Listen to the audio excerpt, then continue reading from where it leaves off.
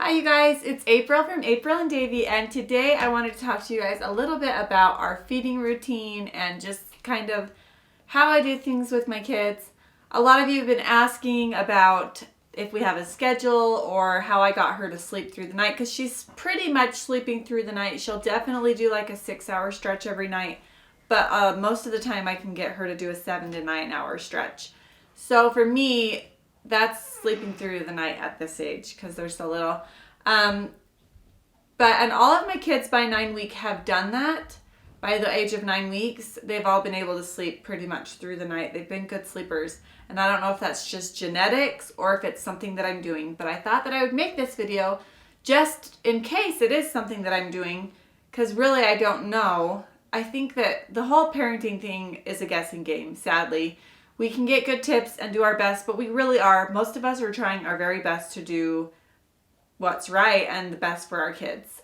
So with that said, if you feel that something I've said doesn't work for you, then don't do it, because really I feel like each individual parent is equipped and should be able to evaluate and receive inspiration for their specific kid, because they are all so very different. There's so many things that come into play: personality, genetics, everything. I mean, so really what works for my kid might not work for yours. But just in case you needed some new ideas to try, here we go. Yes, I'm nursing right now.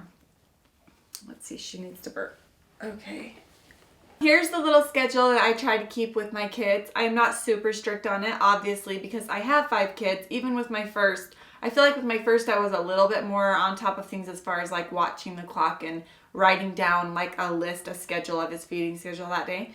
But it changed day to day because my day would change and when he would wake up in the morning would change. So everything would always kind of roll with whatever was going on.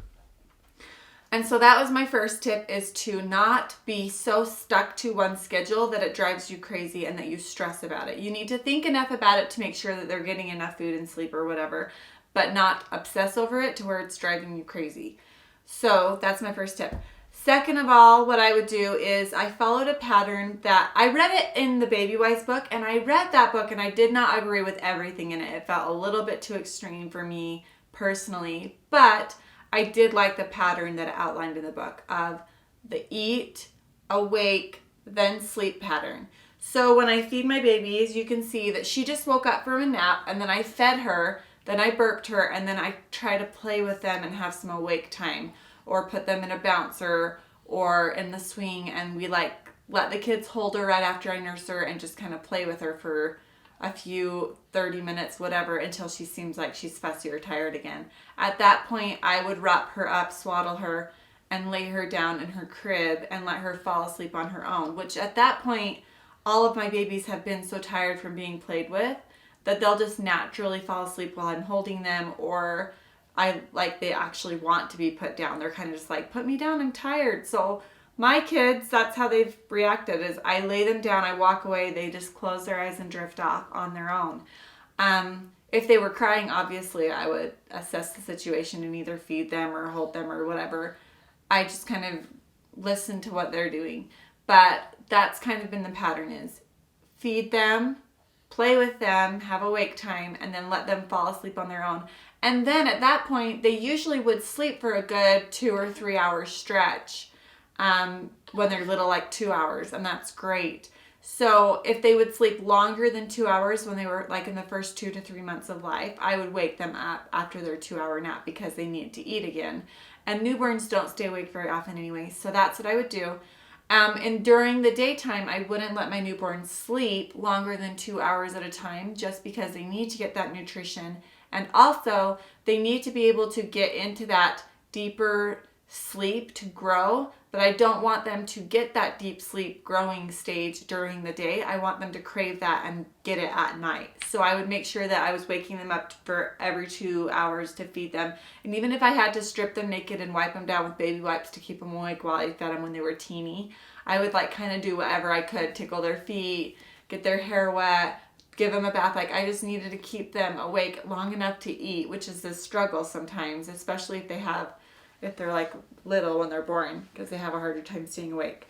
But yeah, so 2 hours was my limit during the day that I would like make sure, if you just set a little timer on your phone or a reminder, If it goes a little bit over, not a big deal, but that totally helps. So then when they wake up, they're very hungry because they've been sleeping for 2 hours. So it's easier to feed them and they're awake and they're hungry. So that's just my little tip. I've noticed that if I tried to nurse them to sleep, then they were already tired when I'd start to nurse them, and then they wouldn't eat very good. They'd just kind of like take like 10 sucks and then fall asleep. And then I lay them down, and then in 30 minutes they wake up because they're hungry. And then they're tired and hungry, and it's just kind of like a bad cycle to get into. So that's always worked really well for me. Let me know in the comments below if you guys have followed a similar pattern, or if, like, I kind of want to know what you think about that pattern. Does it work for you? Have you ever tried it? If you haven't tried it, are you going to try it? Let me know. Comment below and give me your thoughts on that pattern. So the sleep and then eat and then awake pattern. Other than that, they've slept in their own crib, and this is something that I'm not judging other moms that sleep with their kids. Like, if they feel like that's safe and that's what's right for their kids, then go for it. I do not care. Like, what you do with your kid is, seriously, like I said, you need to decide what's best for you and your kid. For me, what's best for me and my kids is having them sleep in their own cribs, in their own room. I cannot sleep with them in my bed. Like, I've taken little naps with my babies before, and that's been okay. If I'm like exhausted and holding them, I can kind of doze off. But for some reason, if I try to sleep through the night with them, even in a bassinet by my bed, I can't sleep well. It's like I can hear their breathing, and their little, like, every little movement wakes me up, and I'm like stressing about it. So that's why I love having a baby monitor, and even the Owlet sock has been huge for me because I can put those things on her, put her in her own room where I can't hear if there's little, like, I'll leave her door and our door open, so there's like a hallway. I can hear if anything's going on, but I'm not close enough to hear like the little breathing or like sniffs or little and then she goes back to sleep. Like, none of that wakes me up. But if she does cry even a little bit, I do hear it and I come right in. Like, I'm not a huge fan of letting your baby cry it out. I know that sometimes that's the only thing you can do because you've tried everything else, and like, that's the last option. And I feel like we do that sometimes as parents. We just try everything, and even at the last resort, we're like desperate and we try something that's just crazy. But I've never felt good about just leaving my kid in the crib screaming. Like, it breaks my heart and I can't hear it. I have let them do it for like 5 to 10 minutes sometimes because it was the last resort. Like, well, I tried to feed you and change you and hold your tummy and burp you and giving you Tylenol because if your teeth hurt, like, I've tried everything. At this point, I just need to let you lay down, and I give them 5 minutes. I will set a timer on my phone and just be like, I'm going to give myself mostly and them 5 minutes. And most of the time, after 5 minutes, they'll fall asleep. If not, I'll come in and comfort, nurse, whatever, try to calm them down, and then lay them down again. And if that doesn't work, do another 5 minutes. But that's a rare occasion. But yes, it has worked for me before. So that's kind of my approach of letting them cry it out, is just kind of like setting a timer after I've tried everything else, and 5 or even 10 minutes if you feel like they need a little bit longer time, or if you need more time. Because there's nothing scarier than a mom that's exhausted and at her wit's end and having a screaming baby in her ear. Sometimes we, as moms, we just need a timeout. So don't feel too bad if that's what you need to do. If you need to set your baby calmly in the crib, walk out and get out of earshot and just take 10 minutes, then you can do that. That's fine. In fact, that's safer than the other options of just trying to hold them and bounce them and getting more and more frustrated, because sometimes they just need to cry.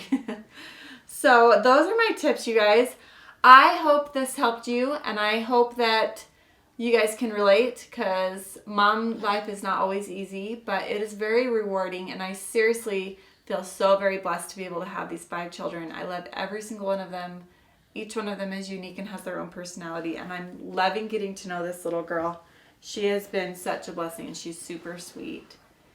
And that's about it. She needs to eat on the other side now. Thanks so much for watching, you guys. I hope this video was helpful to you, and let me know in the comments below what you guys think. Make sure you give this video a big thumbs up, and make sure that you guys watch our daily vlogs also. Please please, please do not forget to go and follow us on Facebook, Instagram, and Twitter, because we would love to interact with you guys there also. And have a great day, you guys. Bye.